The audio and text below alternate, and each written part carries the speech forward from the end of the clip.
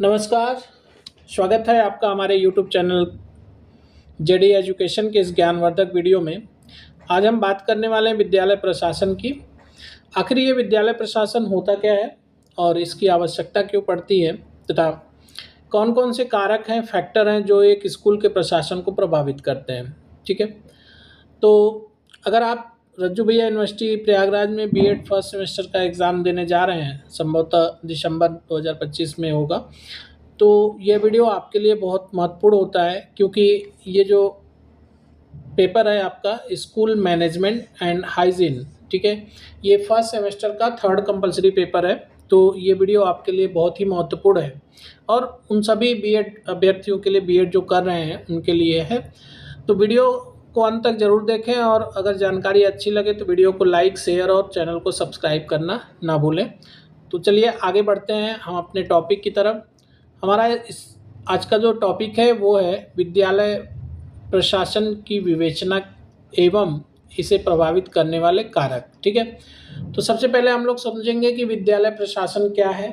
ठीक है, उसके बारे में डिटेल समझेंगे और फिर इसको कौन कौन से फैक्टर्स प्रभावित करते हैं वो भी हम समझेंगे। ठीक है, तो आगे देखते हैं।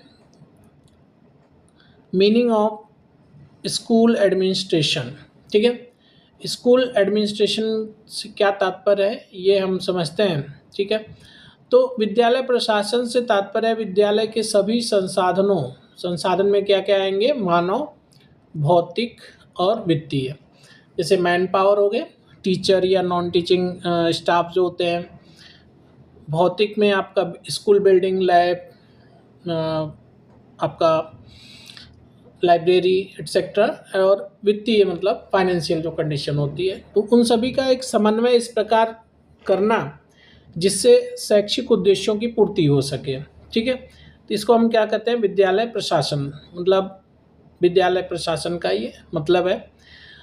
तो विद्यालय प्रशासन से मतलब विद्यालय को सही तरीके से चलाने की योजना बनाना। ठीक है, कामों को व्यवस्थित करना, लोगों को दायित्व देना, निरीक्षण करना और लक्ष्यों को सफलतापूर्वक प्राप्त करना है। यह एक ऐसी प्रक्रिया है जिसके द्वारा स्कूल को सुचारू रूप से संचालित किया जाता है ताकि विद्यार्थियों को अच्छी शिक्षा मिल सके। अब हम आगे देखते हैं विद्यालय प्रशासन की विशेषता क्या है। ठीक है, क्या इसके फीचर्स हैं। तो विद्यालय प्रशासन एक संगठित प्रक्रिया है। ठीक है, सहयोग और समन्वय पर आधारित होती है। शैक्षिक उद्देश्यों की प्राप्ति इसका मुख्य लक्ष्य होता है। जो मेन एम होता है वो अटेनमेंट ऑफ एजुकेशनल ऑब्जेक्टिव्स। ठीक है, और नेक्स्ट जो पॉइंट है वो है हमारा मानव संबंधों पर आधारित, ह्यूमन रिलेशनशिप सेंटर्ड। ये आपका जो है उद्देश्य होते हैं या विशेषता, आपके विद्यालय प्रशासन की विशेषता है। ठीक है, आगे विद्यालय प्रशासन का उद्देश्य। विद्यालय प्रशासन का उद्देश्य क्या है ये भी हम देखते हैं। विद्यालय के प्रभावी संचालन को सुनिश्चित करने के लिए, ठीक है, मतलब कि आप ये भी कह सकते हैं कि गुणवत्तापूर्ण शिक्षा प्रदान करना, विद्यालय में अनुशासन बनाए रखना।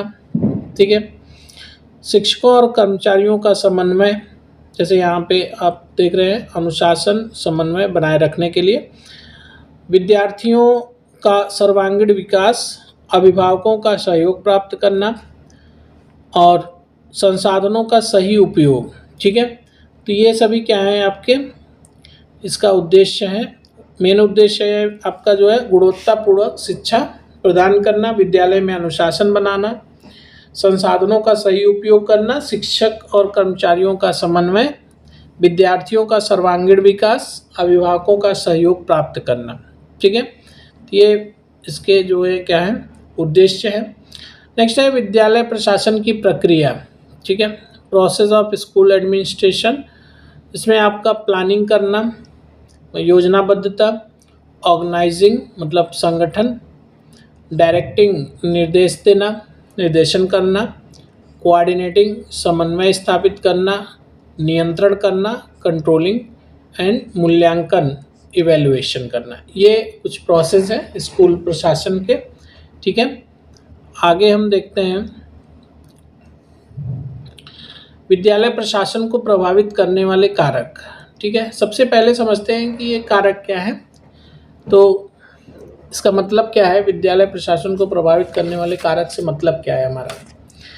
तो देखिए, विद्यालय प्रशासन को प्रभावित करने वाले कारकों से मतलब उन तत्वों और परिस्थितियों से है जो विद्यालय मैनेजमेंट और एडमिनिस्ट्रेशन, ठीक है, को सकारात्मक या नकारात्मक रूप से प्रभावित करते हैं। जैसे अच्छा, ये कारक या यह फैक्टर जो होते हैं, ये फैक्टर्स तय करते हैं कि विद्यालय की प्रगति कैसी होगी और कितना सफल होगा। ठीक है, अगर मान लीजिए जो फैक्टर्स हैं ये सकारात्मक है, पॉजिटिव है, तो डेफिनेटली स्कूल जो होगा वो ग्रोथ करेगा। और अगर मान लीजिए नेगेटिव फैक्टर्स हैं, ठीक है, तो स्कूल का डाउनफॉल शुरू हो जाएगा। ठीक है, तो देखते हैं कि कौन कौन से कारक होते हैं। तो सबसे पहले हम समझते हैं जो फैक्टर्स होते हैं ये दो टाइप के होते हैं। ठीक है, एक होता है आपका इंटरनल और एक होता है एक्सटर्नल। ठीक है, इंटरनल फैक्टर जिसको हम आंतरिक कारक बोलेंगे और एक्सटर्नल फैक्टर जिनको हम बाह्य कारक बोलेंगे। ठीक है, तो एक एक करके समझेंगे। पहले हम समझते हैं कि हमारा आंतरिक कारक क्या है, इंटरनल फैक्टर्स। ठीक है, तो इंटरनल फैक्टर्स में जैसे आता है हमारा विद्यालय का नेतृत्व। ठीक है, जैसे इसमें है, ये आपका इंटरनल फैक्टर में है नेतृत्व शैली।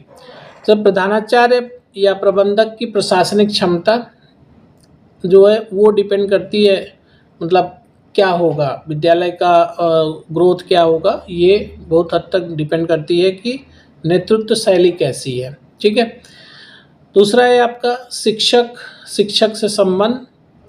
अगर शिक्षक का आपसी सहयोग अच्छा होगा तो उससे क्या होगा, प्रशासन और भी मजबूत होगा और स्कूल डेफिनेटली ग्रोथ की तरफ जाएगा। ठीक है, शिक्षक कर्मचारी संबंध, स्टाफ, ध्यान दीजिए कि स्टाफ सहयोग करेगा तो काम क्या होगा, सुचारू रूप से चलेगा, तो डेफिनेटली स्कूल क्या है, ग्रोथ करेगा। अनुशासन व्यवस्था नियमों से विद्यालय का वातावरण नियंत्रित होता है। तो अगर सब अनुशासित रहेंगे, अनुशासन अच्छा रहेगा, तो स्कूल का जो है वो इन्वायरमेंट अच्छा होगा और नियंत्रित होगा। समय प्रबंधन भी आपका आंतरिक कारक है।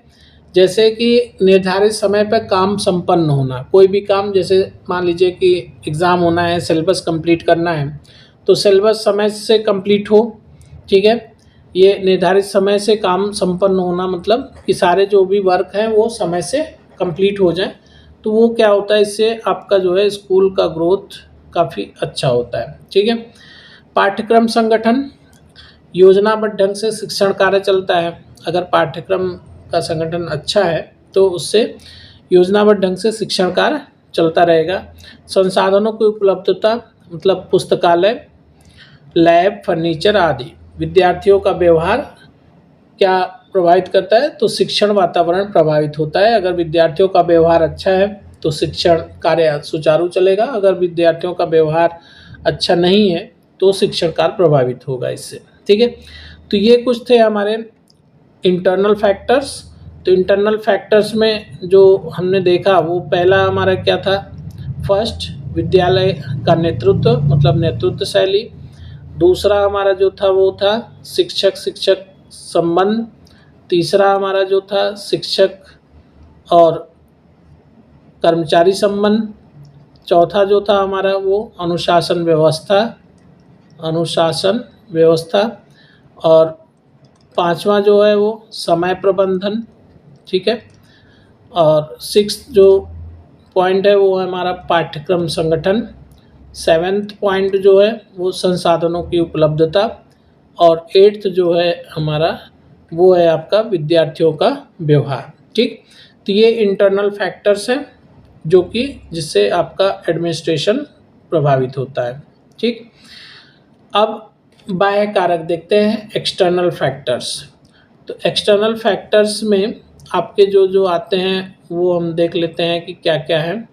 तो एक्सटर्नल फैक्टर्स में सरकारी नीतियाँ, ठीक है। सरकारी नीतियाँ जो हैं वो एक्सटर्नल फैक्टर्स में हैं।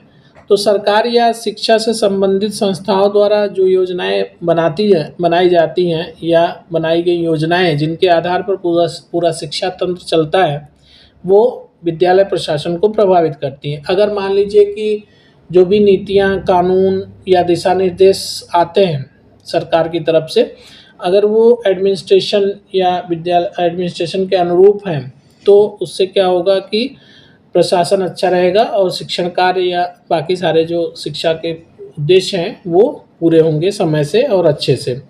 और अगर मान लीजिए अनुरूप नहीं है, प्रतिकूल है, तो उससे क्या होगा, शिक्षण कार्य प्रभावित होगा, एडमिनिस्ट्रेशन अच्छा नहीं चलेगा और स्कूल का ग्रोथ बहुत अच्छा नहीं हो पाएगा। ठीक है। दूसरा जो हमारा पॉइंट है वो है आपका समाज और समुदाय। ठीक है। जैसे यहाँ पे है समुदाय का सहयोग, समाज और समुदाय, तो सामाजिक अपेक्षाएं और समर्थन। ठीक है। यहाँ पे दिया हुआ है अभिभावक व समाज का सहयोग विद्यालय प्रशासन को मजबूत बनाता है। ठीक है। नेक्स्ट है आर्थिक कारक। आर्थिक कारक में मतलब विद्यालय की वित्तीय स्थिति क्या है, वो उस पर डिपेंड करता है कि विद्यालय की ग्रोथ कैसी होगी। नेक्स्ट है हमारा 4th नंबर अभिभावकों का सहयोग विद्यार्थियों के विकास में भूमिका। 5th है हमारा राजनीतिक हस्तक्षेप। अगर मान लीजिए राजनीतिक हस्तक्षेप होता है एडमिनिस्ट्रेशन के ऊपर, विद्यालय प्रशासन पर दबाव आता है, अच्छे काम के लिए आएगा तो कुछ ठीक है, अच्छे काम के लिए तो आएगा नहीं। दबाव मतलब ये है कि इससे जो एडमिनिस्ट्रेशन है वो परेशान होगा, वो सही काम नहीं कर पाएगा, तो इससे क्या होगा, शिक्षण कार्य प्रभावित होगा और स्कूल की ग्रोथ रुकेगी। ठीक है। नेक्स्ट है हमारा तकनीकी विकास। तकनीकी विकास में आपका ICT। ठीक है। ICT बोले तो इंफॉर्मेशन एंड कम्युनिकेशन टेक्नोलॉजी, संचार सूचना और संचार प्रौद्योगिकी और स्मार्ट क्लास की भूमिका। ठीक है। स्थानीय वातावरण भी एक कारक है। विद्यालय का सामाजिक और भौगोलिक क्षेत्र जो है वो स्थानीय वातावरण में आता है। तो ये सभी कारक जो है ये विद्यालय प्रशासन को प्रभावित करते हैं। ठीक। आगे जो है हम देखते हैं विद्यालय प्रशासन की सफलता के लिए आवश्यक बातें। तो कौन कौन सी बातें हैं जिससे विद्यालय प्रशासन सब इफ़ेक्टिव एडमिनिस्ट्रेशन कर सके। तो इसमें क्या है आपका कुशल नेतृत्व, इफ़ेक्टिव लीडरशिप, क्लियर गोल्स, मतलब जो गोल है वो बहुत साफ़ सुथरी होनी चाहिए, मतलब क्लियर होना चाहिए, ट्रांसपेरेंसी होनी चाहिए, समय पर डिसीजन लेने वाला होना चाहिए और सभी का सहयोग होना चाहिए, मतलब टीम वर्क और कोऑपरेशन। तो विद्यालय प्रशासन की सफलता के लिए आवश्यक बात है, अगर मान लीजिए ये सारी चीज़ें हैं, जैसे प्रशासन के अंदर कुशल नेतृत्व करने के लिए प्रधानाचार्य या प्रबंधक अच्छा नेतृत्व कर लेते हैं, उनका गोल स्पष्ट है। ठीक है। करना क्या चाहते हैं, क्या लक्ष्य है, उसको क्या हासिल करना चाहते हैं, और ट्रांसपेरेंसी। ठीक है। समय पे निर्णय ले पाएँ और सभी का सहयोग, मतलब एक टीम वर्क हो सारे लोगों का, तो विद्यालय प्रशासन बहुत अच्छा जो है रोल प्ले करेगा स्कूल के प्रमोशन के लिए, स्कूल के ग्रोथ के लिए। इससे हमें निष्कर्ष क्या निकलता है ये भी देख लेते हैं। विद्यालय प्रशासन जो है ये आप कह सकते हैं कि शिक्षा प्रणाली का मेरुदंड है। ठीक है। इसकी दक्षता पर ही विद्यालय की सफलता निर्भर करती है। विद्यालय प्रशासन की सफलता केवल प्रबंधन पर निर्भर नहीं करती, बल्कि यह अनेक आंतरिक और बाह्य कारकों से प्रभावित होती है। यदि इन कारकों का सही समन्वय किया जाए तो विद्यालय का विकास प्रभावी ढंग से किया जा सकता है। ठीक है। तो ये था हमारा आज का वीडियो, जिसका टॉपिक था स्कूल प्रशासन और उसको प्रभावित करने वाले कारक। उम्मीद है कि वीडियो आपको अच्छा लगा होगा, वीडियो में दी गई जानकारी आपको अच्छी लगी होंगी, आपके लिए यूजफुल होंगी। तो वीडियो को लाइक ज़रूर करिए और शेयर भी करिए, चैनल को सब्सक्राइब करिए। ठीक है। तो आज की वीडियो में बस यहीं तक, मिलते हैं हम लोग नेक्स्ट वीडियो में। तब तक आप अपना ख्याल रखिए। बहुत बहुत धन्यवाद।